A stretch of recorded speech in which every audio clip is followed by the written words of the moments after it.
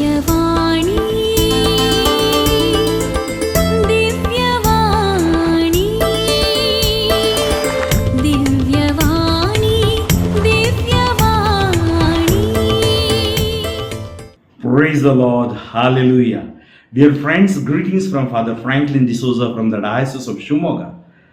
We are entering into the season of Advent. Today I am going to give you a reflection upon the first Sunday of Advent, December 3rd. Let us pray. Heavenly Father, we thank you, we praise you, we glorify you. Inspire us as we read and meditate today's readings. Pour out your Spirit upon each one of us, so that the Spirit will cleanse us. Through the Word, it will heal us. May all be blessed and be a blessing through the Word of God that we are going to meditate today. We ask this through Christ our Lord. Amen. First reading is from the book of prophet Isaiah, chapter 63, verses 16 to 17. Chapter 64, verse 1, 3 to 8. You, O Lord, are our Father. Our Redeemer from of old is your name. O Lord, why do you make us wander from your ways and harden our heart, so that we fear you not? Return for the sake of your servants, the tribes of your heritage. Oh, that you would rend the heavens and come down, that the mountains might quake at your presence. You came down, the mountains quaked at your presence. From of old no one has heard or perceived by the ear, no eye has seen a God besides you, who acts for those who wait for him. You meet him who joyfully works righteousness, those who remember you in your ways. Behold, you were angry and we sinned. In our sins we have been a long time, and shall we be saved? We have all become like one who is unclean, and all our righteous deeds are like a polluted garment. We all fade like a leaf, and our iniquities like the wind take us away. There is no one who calls upon your name, who rouses himself to take hold of you. For you have hidden your face from us, and have made us melt in the hand of our iniquities. But now, O Lord, you are our Father.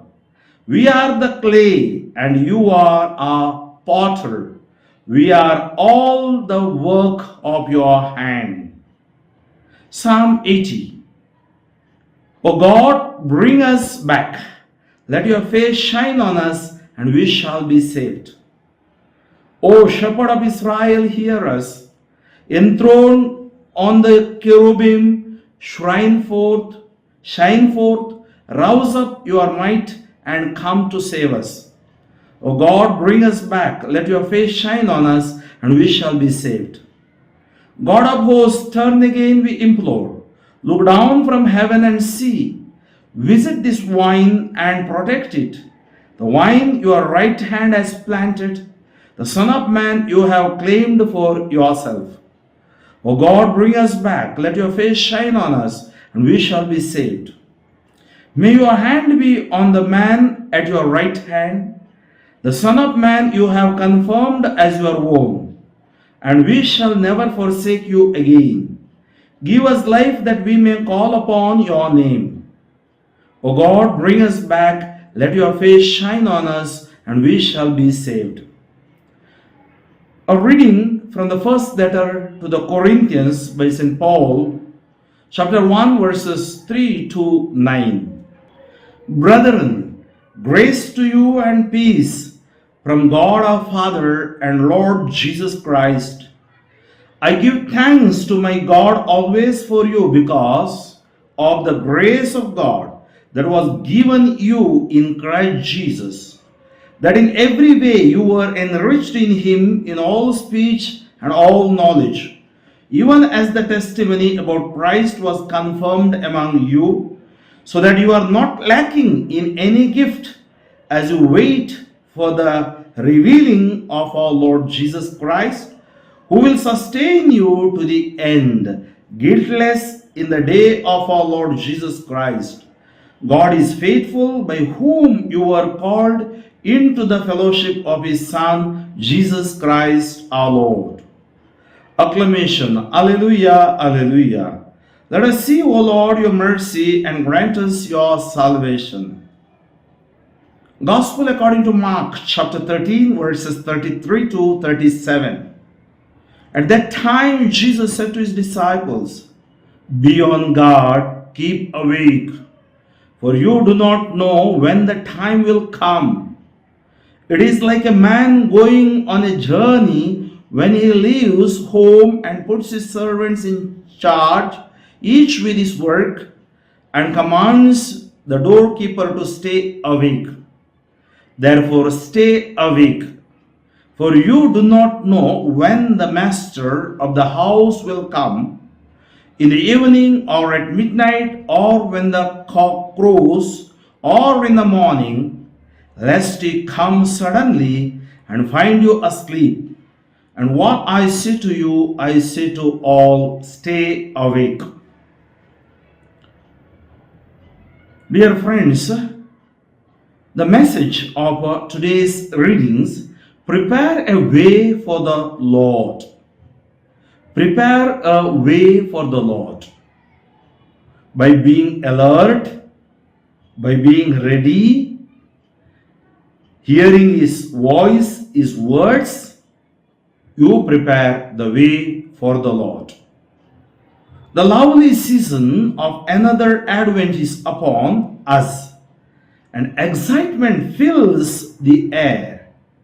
Across the next 4 weeks, we shall be washed with a cascade of images of preparation and readiness and freedom.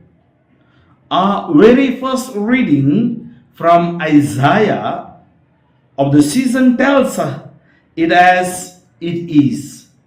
We have all strayed and generally messed up our lives.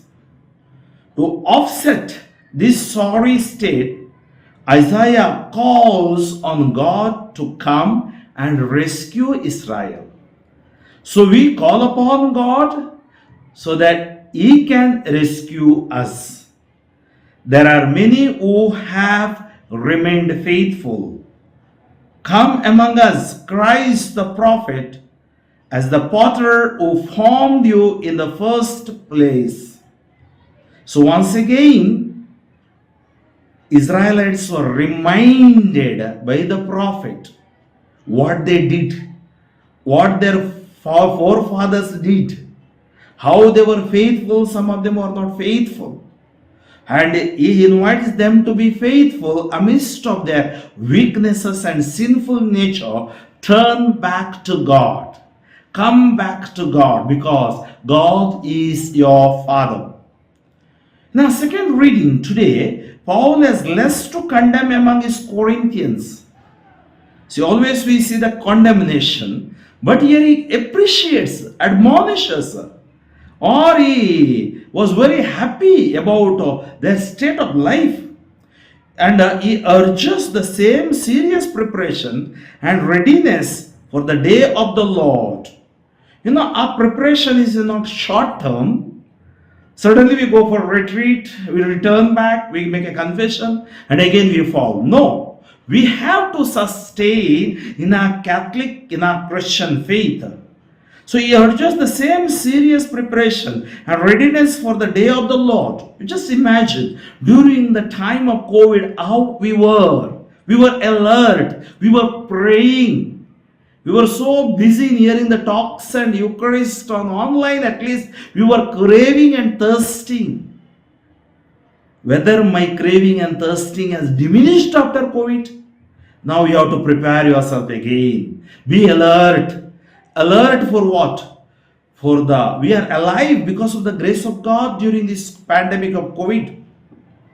But again, we do not know what is going to come. The reason, after all that, he says, Corinthians, he urges the same serious preparation and readiness for the day of the Lord. After all is great, it is the great God who has called them and us to be one in Christ. It is God who called us, not we called God, God who called us. The gospel tells us directly that alertness is the name of the game. Alertness. No, we cannot be lazy. We cannot be lethargic. We cannot be always going on crying and crying and crying. We cannot be negative. We have a great God. We have His Word. And we have to be alert. Alert with prayer. Alert with the sacraments. Alert with following the commandments. Alert with by reading the Word of God. The image of the landlord, which comes in other Gospels too, is put briefly before us. The landlord is going on a journey and leaves the house in charge of the servants, each with a particular duty to perform. He will return and take a reckoning. He will return and take a reckoning. Surely He will return to us also, ask the reckoning. Let us each be ready, our duties, all done faithfully, our responsibilities, responsibility as a parish priest, as a priest, responsibility as a religious, responsibility as a father, mother, married couple, responsibility as youth. All of us have responsibilities. This season is not only to sing carols. So many people already started carols, maybe. They're so busy in singing carols, having that red hat and going around singing jingle bells, jingle bells. And some people are only worried about crib.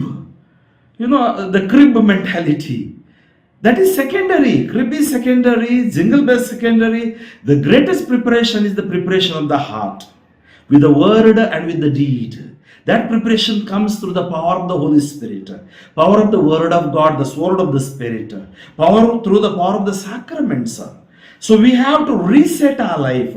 We have to reconnect ourselves to the Lord and prepare. Maybe there is something is wrong. Lenten season is a season where a rigorous preparation is done. Here it is a joyful preparation. Yeah, true. Joy is there with this season. That's why we start singing carols, going around. In the beginning, we anticipate because due to certain pastoral reasons. But it is supposed to be after Christmas. The birth of the Lord. Whatever may be, but the content is very important. And here content of this readiness, preparedness, alertness, doing a responsibility, and preparing ourselves for the coming of the Lord Jesus Christ. As I told you, coming of Christ and also preparation for the Christmas. May this reading heal us, cleanse us, bless us, transform us. Let us pray. Heavenly Father, I praise and glorify Thy name. I thank You for Your love towards us. Thank You for inspiring us through today's readings and gospel. Let this gospel set a fire in us. Give us grace so that we may withstand all the wiles of the evil, so that we may purify ourselves, cleanse ourselves with Your grace, and we prepare ourselves for the coming of the Lord. Lord, I pray for the sick and suffering, all those who are in need of a healing touch right now. Let this word bring healing to them. Touch, bless, heal for Your glory. In Jesus' name I pray. Amen, amen, amen. God bless you. Kindly forward this message as many as possible. Divyavani.